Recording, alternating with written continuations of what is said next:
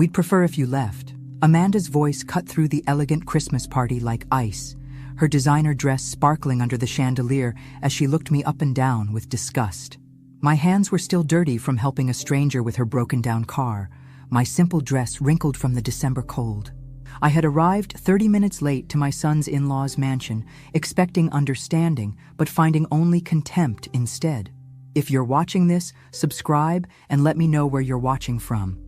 Let me back up and tell you how a 64-year-old woman named Margaret Sullivan ended up being humiliated at the fanciest Christmas party in Greenwich, Connecticut.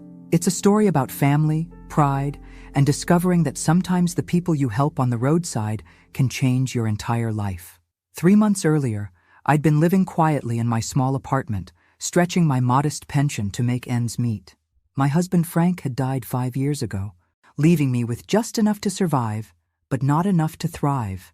Then my son David called with news that should have made me happy. "Mom, Amanda's family wants to meet you. Really meet you this time." His voice carried that careful tone he used when walking on eggshells. "They're having their annual Christmas party, and they specifically asked me to invite you." I should have been thrilled. After 3 years of marriage, David's wife Amanda had barely acknowledged my existence. The Whitmans were Connecticut royalty, old money, old traditions, and definitely old attitudes about people like me. Amanda's grandmother had built some kind of business empire, and every family gathering felt like a board meeting where I definitely wasn't qualified to attend. "That's wonderful, honey," I said, though something in David's voice made me cautious. What changed their minds? "Amanda's been talking to her grandmother about family, about how important it is to include everyone." He paused. "Just maybe dress nicely. You know how they are about appearances." I knew exactly how they were about appearances. Every time I'd seen Amanda, she looked like she'd stepped out of a magazine. Perfect hair, perfect clothes, perfect everything. Meanwhile, I shopped at discount stores and cut my own hair to save money. But this was my chance. My chance to finally be part of David's new life, to show them I wasn't the embarrassment they thought I was. So I said yes, not knowing that decision would lead me to a roadside encounter that would expose exactly what my son's in-laws thought of women like me. The relationship between me and the Whitman family had been complicated from the start. David met Amanda during his residency at Yale Hospital, and I could tell immediately she came from a different world. When she first visited our apartment, she'd looked around with barely concealed horror at my second-hand furniture and outdated appliances. "It's very cozy," she'd said. Her tone suggesting cozy was the worst possible thing a home could be.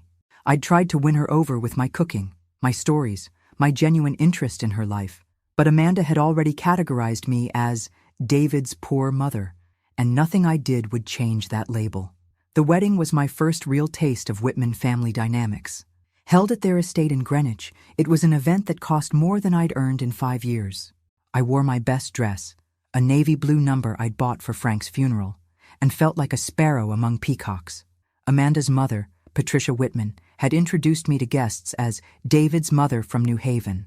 Not by name, just by relationship and geography. As if I were a distant relative, they were obligated to acknowledge. But it was Amanda's grandmother who intrigued me most. Eleanor Whitman was elegant in that way only very wealthy older women can be. Unlike what Amanda often implied about her being out of touch, Eleanor clearly paid attention to everything with sharp blue eyes, taking mental notes on conversations and interactions. "Your grandmother seems very sharp," I'd said to Amanda during the reception. "Grandmother keeps her opinions to herself mostly," Amanda replied carefully. "She lets Dad handle the business decisions now."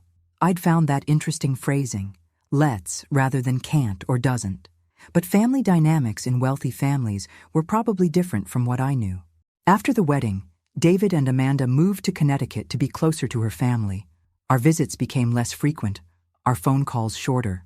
When I did see them, conversation felt forced, like David was translating between 2 different languages, mine and theirs.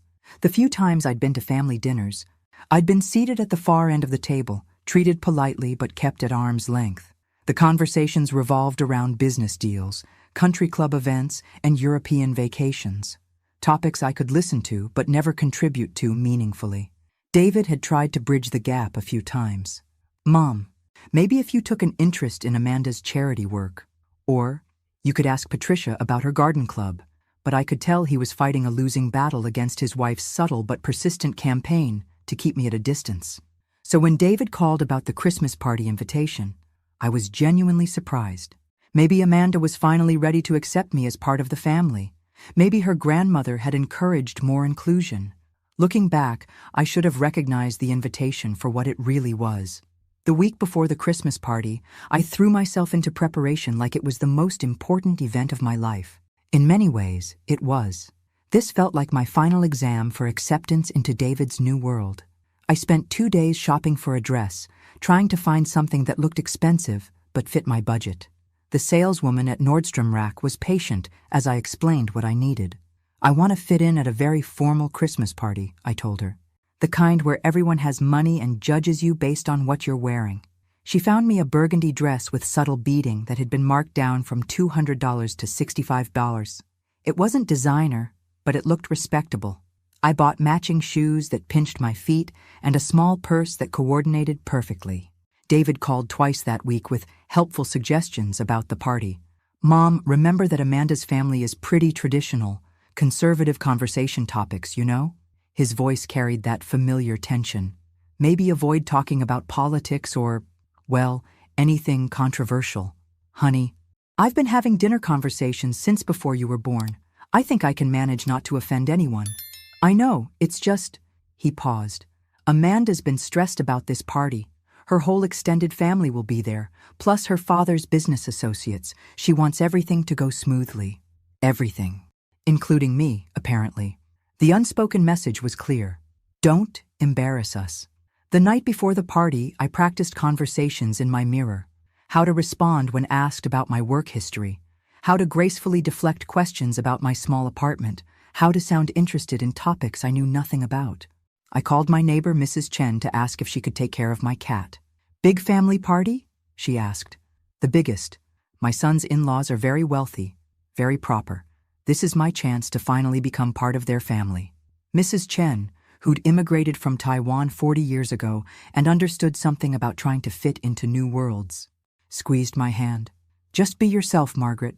If they don't see your worth, that's their loss. But being myself hadn't worked for 3 years. Maybe it was time to try being who they wanted me to be. I went to bed early, my alarm set for 8 a.m., so I'd have plenty time to get ready. The party started at 2 p.m., and I'd planned every detail. Hair appointment at 10, final dress fitting at noon, arrive fashionably on time at 2:15. I fell asleep thinking about how surprised Amanda would be when I walked in looking elegant and appropriate. How her parents might finally see me as worthy of their son.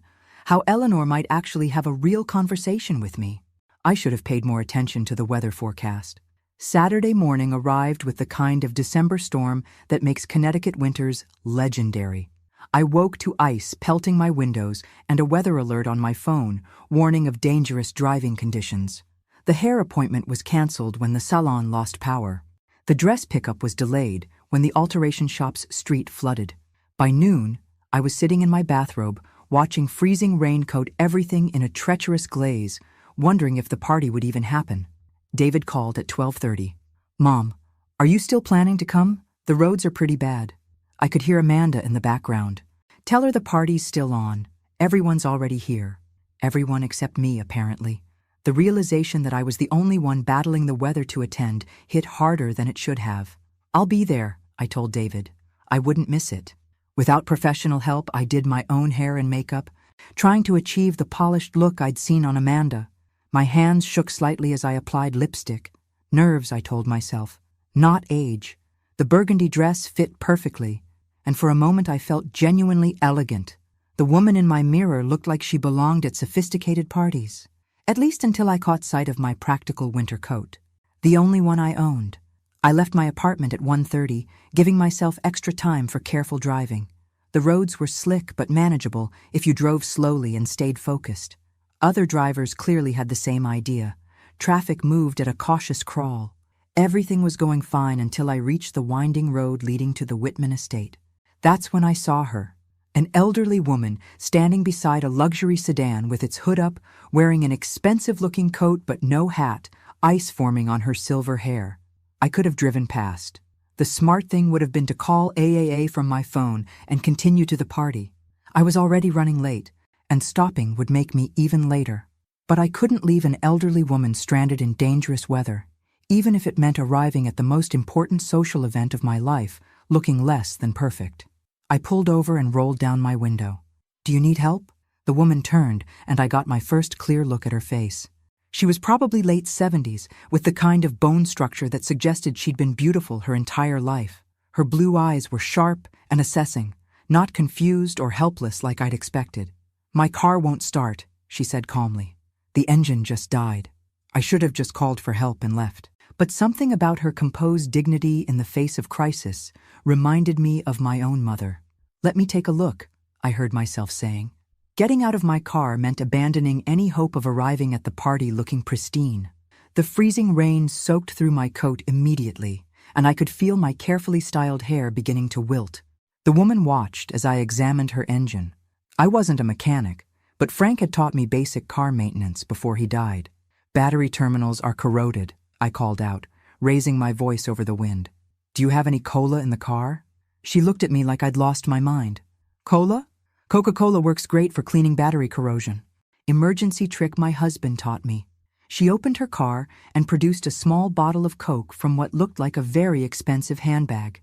As I poured the cola over the battery terminals, I was acutely aware of how ridiculous this must look.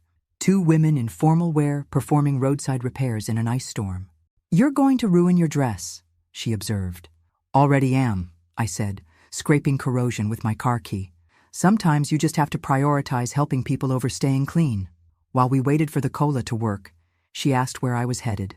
"Christmas party," I said, not mentioning it was my first real invitation into the Whitman family circle. "My son's in-laws. Very formal affair. And you stopped to help a stranger?" I shrugged. "Couldn't leave you stranded. Family events happen every year, but leaving someone in danger? That would bother me forever." Something shifted in her expression when I said that. Her assessing gaze softened into something that looked almost like approval. "Try starting it now," I suggested. The engine turned over smoothly. She smiled, the first genuine warmth I'd seen from her. "You're very kind," she said. "Not many people would have stopped, especially dressed for a formal party." I looked down at my outfit. My coat was soaked, my dress had grease stains on the skirt, and my hair was plastered to my head. The elegant woman I'd been an hour ago was gone. "Well, I can't exactly show up to this party looking like this," I said, trying to laugh off my disappointment. "Maybe I should just head home." "Nonsense," she said firmly. "Anyone worth knowing will understand that you put kindness before vanity. And if they don't understand that, they're not worth knowing." She reached into her purse and handed me an embossed business card. "Eleanor Whitman," it read. My heart stopped. "You're Amanda's grandmother," I whispered. Her blue eyes, so much like Amanda's but infinitely warmer, held something that might have been satisfaction. "I am indeed. And you must be Margaret Sullivan, David's mother." She paused, studying my shocked face. "I've been very curious to meet the woman who raised such a good man." My mind raced. This was Eleanor Whitman? The woman Amanda described as letting others handle business decisions? The one who supposedly stayed out of family matters? "I had no idea," I stammered. "I'm quite sure you didn't," she said, her tone carrying layers of meaning I couldn't quite grasp. "Shall we head to the party together? I think you'll find it more interesting than you expected." Following Eleanor Whitman's car up the winding drive to the family estate, I tried to process what had just happened. I'd stopped to help a stranger and discovered she was the matriarch of the family I'd been trying to impress for 3 years. The irony wasn't lost on me. After all my preparation, all my worry about making the right impression, I was arriving exactly as I was, disheveled, dirty, and completely authentic. The Whitman estate rose before us like something from a movie set. Christmas lights outlined every window and doorway, and I could see elegant figures moving through the grand rooms. Valets waited under a covered portico to take our cars. "Mrs. Whitman!" The young man who opened Eleanor's door seemed surprised. "We weren't expecting you for another hour. Your driver called to say the roads were too dangerous." "I decided to drive myself," she said simply. then waited as another valet approached my modest sedan with barely concealed confusion. So that explained it. Her driver had canceled due to the weather. But Eleanor had decided to come anyway. That was why she'd been stranded. I caught my reflection in the lobby mirror and winced. My makeup had mostly worn off. My hair hung in damp strings, and the grease stains on my dress were even more obvious under the crystal chandelier. "Eleanor!" Patricia Whitman descended the grand staircase with practiced grace, then stopped short when she saw me. And Margaret, how unexpected. The way she said unexpected made it clear she meant unfortunate. Margaret helped me with car trouble, Eleanor explained calmly. Quite resourcefully, actually. Amanda appeared from the main parlor, wearing a dress that probably cost more than my monthly rent. Her smile froze when she saw my appearance. "Oh my goodness, Margaret, what happened to you?" Before I could answer, David rushed over. I could see the embarrassment and concern warring on his face as he took in my disheveled state. "Mom, are you okay? You look like you've been in an accident." "I'm fine. Honey, I just stopped to help someone with car trouble." "You could have called AADA," Amanda said, her voice carrying a note of exasperation. "Now you'll need to freshen up before meeting everyone." The main parlor fell quiet as we entered. Conversations paused mid-sentence as Connecticut's social elite took in the sight of the bedraggled woman who'd somehow made it past their velvet rope. I felt every stare, every raised eyebrow, every whispered comment. This was exactly what I'd feared, being judged, found wanting, and dismissed. Amanda leaned close to David, her voice a stage whisper meant to be overheard. "David, this is embarrassing. Everyone's staring. Maybe she should go home and change. Come back later." But before David could respond, Amanda's father stepped forward. Richard Whitman had the commanding presence that came with inherited wealth and social position. "Margaret," he said, his tone politely cool, "how good of you to join us. Though perhaps you'd be more comfortable if you left to get cleaned up. We'd completely understand." The message was clear. I wasn't welcome looking like this. Maybe I wasn't welcome at all. I felt my cheeks burn with shame and was about to excuse myself when Eleanor's voice cut through the awkward silence like a blade. "Actually, Richard, I think everyone should hear about Margaret's good deed before she changes clothes." Eleanor's tone was mild, but something in it made the entire room pay attention. After all, kindness is so rare these days. And that's when I realized Eleanor Whitman was about to turn this humiliation into something else entirely. Something that would change everything. "Margaret didn't just help me with car trouble," Eleanor announced to the silent room, her voice carrying the authority of someone accustomed to being heard. "She sacrificed her own appearance at this party to make sure I wasn't stranded in dangerous weather. That's the kind of character we should be celebrating." I stood there dripping on their Persian rug, feeling like a specimen under a microscope. But Eleanor wasn't finished. "How many of you would have stopped?" she continued, her sharp blue eyes scanning the faces of Connecticut's finest. "How many would have chosen helping a stranger over making a good impression?" The silence was deafening. I caught sight of Amanda's face. She looked like she'd swallowed something sour. "Mother," Richard began, but Eleanor held up one elegant hand. "I'm not finished, Richard." The temperature in the room seemed to drop several degrees. "Margaret, would you mind telling everyone exactly what you did to help me?" I felt every eye in the room on me. Part of me wanted to disappear, but a larger part was curious to see where Eleanor was going with this. "I used Coca-Cola to clean the corrosion off her battery terminals," I said simply. "It's an old trick my late husband taught me." Murmurs rippled through the crowd. Someone actually giggled. "Coca-Cola," Eleanor repeated thoughtfully. "Practical knowledge, applied without hesitation to help someone in need. No concern for expensive clothes or perfect hair, just immediate action to solve a problem." She moved to stand beside me, and I noticed that despite her 78 years, she commanded the room effortlessly. "That's exactly the kind of thinking that built this family's fortune," she said quietly. "The willingness to get your hands dirty when something needs fixing." Amanda stepped forward, her smile tight. "Grandmother, perhaps we should let Margaret get cleaned up before..." "Before what, Amanda? Before she makes us look bad." Eleanor's tone remained pleasant, but there was steel underneath. "I think Margaret looks exactly like someone who puts helping others before her own comfort. That's quite beautiful, actually." I felt a warmth spreading through my chest that had nothing to do with the grand fireplace. For the first time in 3 years, someone in this family was defending me. Now then, Eleanor continued briskly, I believe Margaret deserves to enjoy this party just as she is. After all, authenticity is so much more valuable than artifice. Richard cleared his throat uncomfortably. Of course, Mother. Margaret, please, make yourself comfortable. But I could see the calculations happening behind his eyes. Eleanor had just publicly championed me, and he was smart enough to know that opposing her openly would be a mistake. The crowd began to disperse back into smaller conversations, but I noticed the glances now carried curiosity rather than dismissal. Eleanor Whitman had just elevated my status with a few carefully chosen words. Thank you, I whispered to her. She smiled, and for a moment I saw a glimpse of something that looked almost like strategic satisfaction. My dear, we're just getting started. The next hour passed in a surreal haze.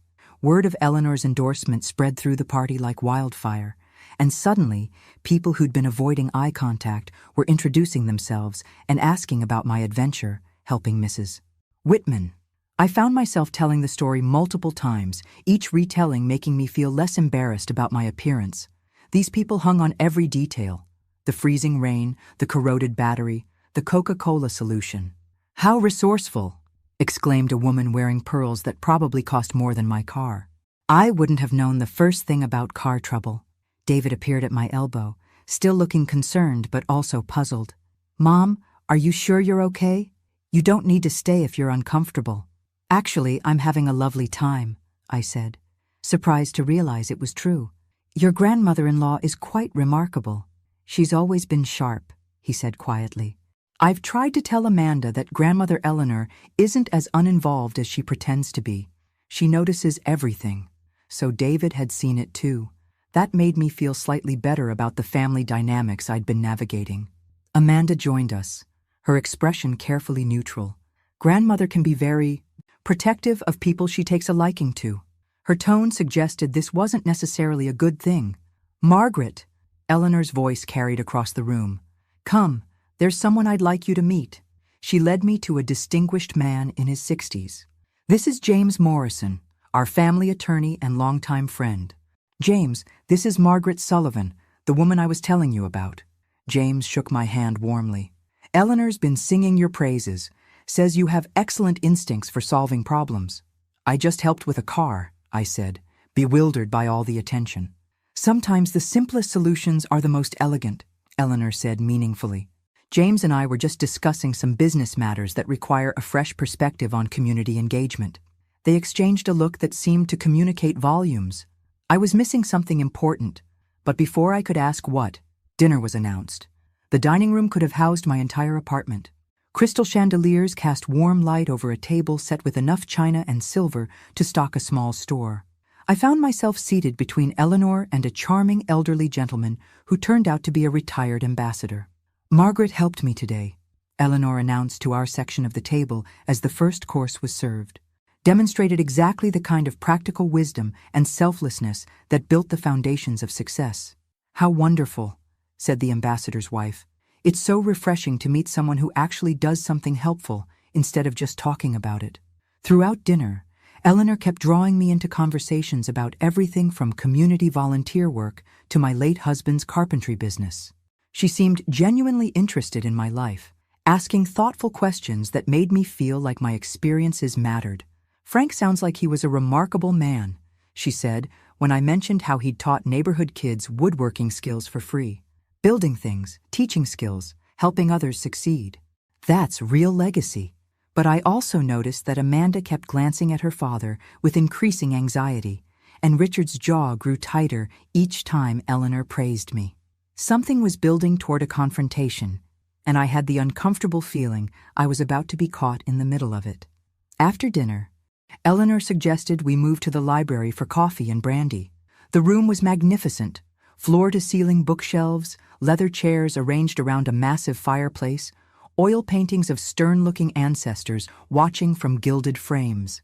This is where the real conversations happen, Eleanor confided, as she settled into a wingback chair that might have been a throne, away from the formal dining room performance. The smaller group that joined us included Richard, Patricia, Amanda, David, and a few family friends. I noticed James Morrison positioned himself where he could observe everything. "Mother," Richard began carefully, "it's been a lovely evening, but perhaps we should discuss the quarterly reports tomorrow." "Actually, I've been reviewing those," Eleanor interrupted smoothly. "Quite concerning reading, actually." Amanda and Richard exchanged a quick glance that made my internal radar ping. Something was definitely happening here that went beyond polite dinner conversation. "The company's doing well," Richard continued defensively. "Strong profits, steady growth. The restructuring I implemented has been very successful. Financially successful, yes, but we seem to have lost sight of our founding values," Eleanor replied calmly. "When was the last time Whitman Industries contributed meaningfully to the community that built our success?" "Mother, community relations is expensive overhead." "It's not overhead, Richard. It's responsibility." Eleanor stood and walked to a portrait near the fireplace. It showed a woman in her 40s wearing a simple but elegant dress from the late 1960s. She had Eleanor's bone structure and the same intelligent blue eyes. "This is me in 1969, Eleanor said calmly. "The year I started Whitman Industries with a $5,000 loan and a rented storefront in Hartford." The room went very quiet. I stared at the portrait, then at Eleanor, my mind racing. "I was 23 years old, a young mother with big dreams and bigger determination," she continued. "Everyone told me that women couldn't build successful businesses. Instead of listening, I decided to prove them wrong." Amanda looked pale. "Grandmother, what are you saying?" "I'm saying that I built this company from nothing. Every contract, every expansion, every success came from my vision, my decisions. My willingness to work 18-hour days and solve problems other people couldn't solve." Richard shifted uncomfortably. "Mother, we all know you were instrumental in the early days." "Not instrumental, Richard. Foundational. I didn't help build Whitman Industries. I am Whitman Industries." Her voice remained calm, but there was steel underneath. "Your grandfather Harold was a wonderful husband and father, but he was a high school teacher. The business success came entirely from my work." She turned to look directly at me, and I saw something in her eyes that made my breath catch.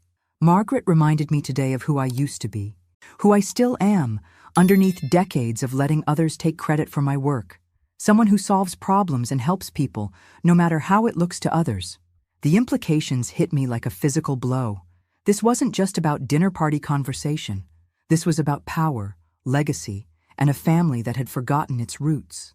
Eleanor Whitman wasn't just Amanda's grandmother. She was the founder, the source of everything, and she was about to remind everyone exactly what that meant. "You built the entire company yourself," I whispered, the pieces finally clicking into place. "Not your husband or father-in-law, you." Eleanor smiled, the first completely genuine expression I'd seen from her all evening. Smart woman. "Yes, I built Whitman Industries from scratch. Harold was a wonderful man and supportive husband, but the business was entirely mine." The silence in the room was deafening. Amanda looked like she might faint. "But everyone always talks about Grandfather Whitman's business legacy," David said, his voice confused. "The founding vision, the family tradition. I let people assume Harold had built the company because it was easier in those days," Eleanor said matter-of-factly. "A woman-owned business faced extra scrutiny, discrimination from suppliers, resistance from clients. It was simpler to let Harold be the public face while I did the actual work." Richard's face had gone from pale to flushed. "Mother, you can't just—" "Can't what? Tell the truth about my own company?" Eleanor's voice carried decades of accumulated authority. "Remind my family that their privilege came from a woman who understood the value of hard work and treating people with dignity?" She moved to stand behind my chair, her hand resting lightly on my shoulder. "Today, Margaret demonstrated the exact qualities that built this family's fortune: practical problem-solving, willingness to sacrifice for others, character over appearance, qualities that seem to have gotten lost along the way." Amanda found her voice. "Grandmother, this is hardly fair. We can't all be automotive repair experts." "It's not about automotive repair, Amanda." Eleanor's tone was patient but firm. "It's about values. When faced with a choice between helping someone in need and protecting your own comfort, what do you choose?" The weight of her words settled over the room like a blanket. I thought about every interaction I'd had with this family over the past 3 years. Every dismissive comment, every subtle snub, every time I'd been made to feel like I wasn't good enough for their world. Margaret has been part of this family for 3 years, Eleanor continued. 3 years of being treated like an inconvenience. Like her values don't matter, like David made some kind of mistake. That's not, Amanda started. Isn't it? Eleanor's eyebrows rose. When was the last time you invited Margaret to anything beyond obligatory holidays? When did you last ask about her life, her interests, her well-being? David looked stricken. I tried to encourage more inclusion, but you let it slide, because confronting it was uncomfortable, Eleanor said gently. That's human nature, David, but it's not acceptable. She walked to the massive desk in the corner and picked up a thick folder. James has been helping me prepare for this conversation for several months, she said. I've been planning to resume a more active role in company operations. Richard shot to his feet. Mother, the company is running perfectly fine. Financially, yes. Ethically, no. Eleanor's smile was sharp. We've become exactly what I never wanted. A business that prioritizes profit over people. The room erupted in shocked voices, but Eleanor held up her hand for silence. Margaret, she said, turning to me with eyes that sparkled with purpose. I have a proposition for you. I'd like to offer you a consulting position with Whitman Industries, Eleanor said calmly, as if she hadn't just dropped a bomb in the middle of her family's Christmas party. Head of Community Engagement and Values Implementation. We'll start with a 6-month trial at $75,000 with the potential for a permanent executive role if things work out. I'm pretty sure my jaw actually dropped. Around the room, I could see similar expressions of shock, though $75,000 was more reasonable than the astronomical figure I'd been expecting. Eleanor, I managed. I don't understand. It's quite simple. Whitman Industries has lost touch with the community values that made us successful. You understand people, Margaret. You help without being asked. Solve problems without complaining, and treat everyone with dignity regardless of their social status. She opened the folder and pulled out several documents. I've been planning this restructuring for months, but I needed to find the right person to help implement it. Today confirmed what I'd hoped, that you have the character and instincts we need. This is insane, Richard burst out. Mother, you can't just create positions based on car repair skills. Eleanor's gaze could have frozen water. Richard, under your leadership, our employee satisfaction has plummeted, our community involvement has disappeared, and our charitable giving has dropped to the legal minimum. Margaret represents exactly what we need to reconnect with our values. She turned back to me. The position would involve developing community partnerships, overseeing our corporate responsibility initiatives, and helping create a more human-centered workplace culture.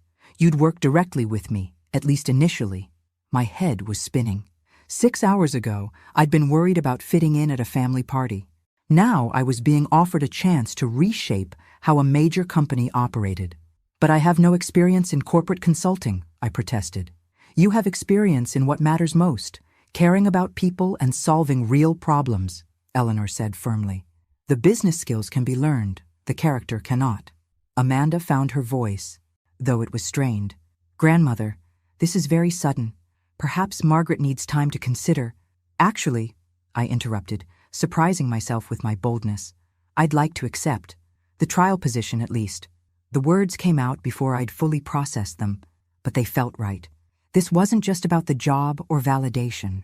This was about being valued for who I truly was and having a chance to make a difference. Eleanor's smile lit up the entire room.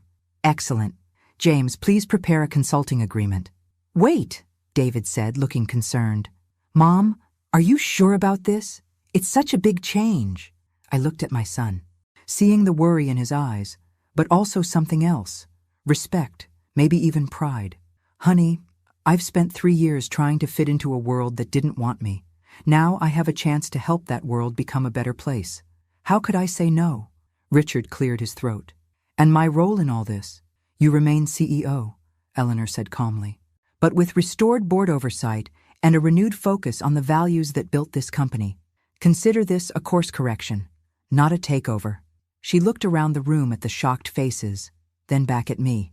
Margaret, you've reminded me that true wealth isn't just measured in financial statements. It's measured in how many lives you improve, how many people you help, and how much good you do with the resources you've been given. As I stood in that magnificent library, still wearing my stained dress and ruined shoes, I realized something profound had just happened. I hadn't just found acceptance in this family. I'd found a purpose I never knew I was looking for. Eleanor Whitman, who had built an empire from nothing 55 years ago, had seen something in me that I'd almost forgotten existed. Not just the woman who'd helped with car trouble, but someone capable of helping others on a much larger scale. For the first time in years, I felt like I was exactly where I belonged. The woman who'd arrived as an outsider was leaving as a partner in rebuilding something important. And tomorrow, I'd start the most meaningful work of my life. Some Christmas parties change your outfit. This one changed my entire future. Thanks for listening. Don't forget to subscribe and feel free to share your story in the comments. Your voice matters.